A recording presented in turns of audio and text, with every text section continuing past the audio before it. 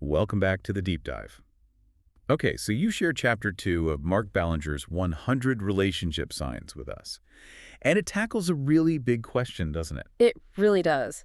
How do you know if God's basically saying, hey, hold up, maybe mature a bit more in your faith first before you even start thinking about dating? Exactly. So for this deep dive, our mission really is to pull up the most practical insights from this chapter. We want to help you figure out what this whole pre-dating season could look like for you. Absolutely. In this chapter, it really does get specific. It talks about that predating season and lays out 5 specific signs. We're going to unpack those. Yeah, let's see how practical they feel. Right. And we'll also tackle that question you had about the talking stage. Like, where does that fit in if you're in this maturing phase? Good plan.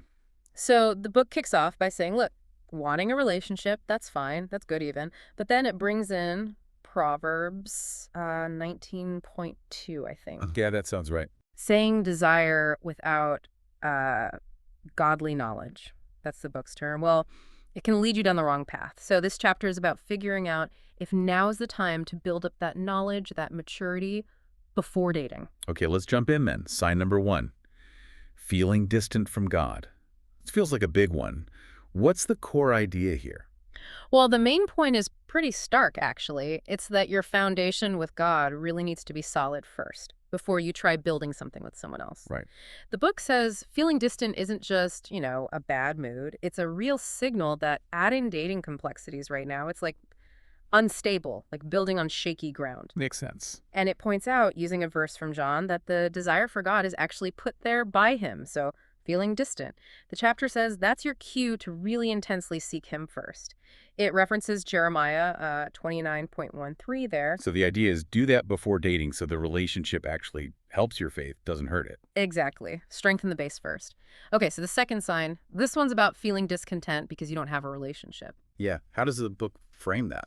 The key insight here is basically don't let wanting a relationship become this idol that pushes God out of first place in your heart and joy. Earthly desires are okay, the book acknowledges that. But it warns, I think it references First Timothy, that when longing for someone makes you unhappy with God, that desire's gotten too important. So it's out of balance. Right. The main thing it emphasizes is finding your deepest joy and contentment in God first, like Philippians 4.4 talks about. So if being single makes you really discontent, the book suggests, well, that's a sign. A sign to refocus on God as the source of real happiness, like John 14.6 hints at. Precisely. Okay, number 3 looks backward. It talks about when your last relationship ended badly because of your choices. Ooh, accountability. Yeah, definitely. The insight is, if you can honestly see that your actions, your character flaws, really messed up a past relationship, well, fix that before you date again. Don't just jump into the next one. Exactly. It's a call for honest self-assessment. The book argues, just moving on without addressing those root issues or just setting yourself up to repeat it. It kind of links to Proverbs 19.3, how our own foolishness can mess things up. So learn from your mistakes, basically. Practical. What about sign 4?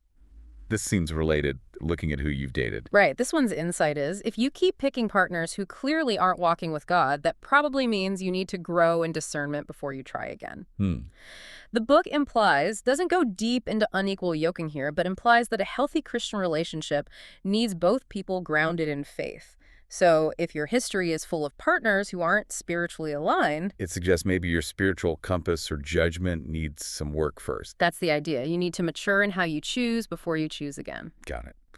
And the last one, number 5, looks ahead.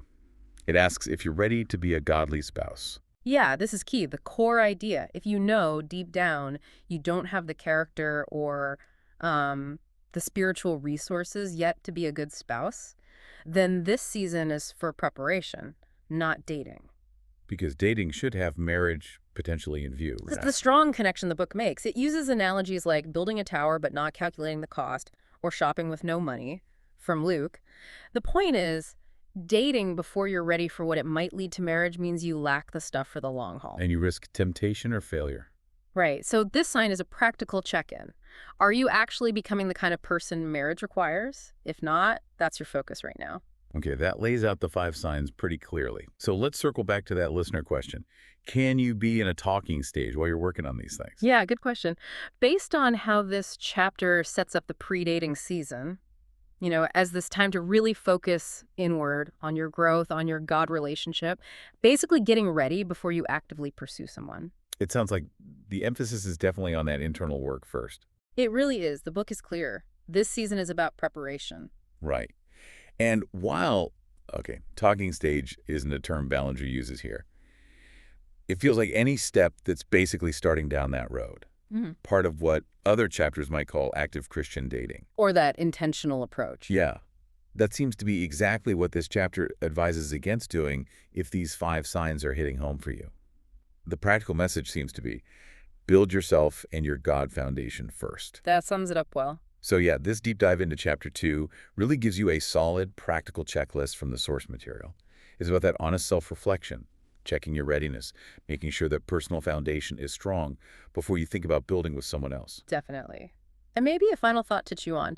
If the message here is really about actively working on these areas alone, relying on God for that readiness during the specific season, how does that maybe shift your perspective on trying to find that readiness in or through a relationship?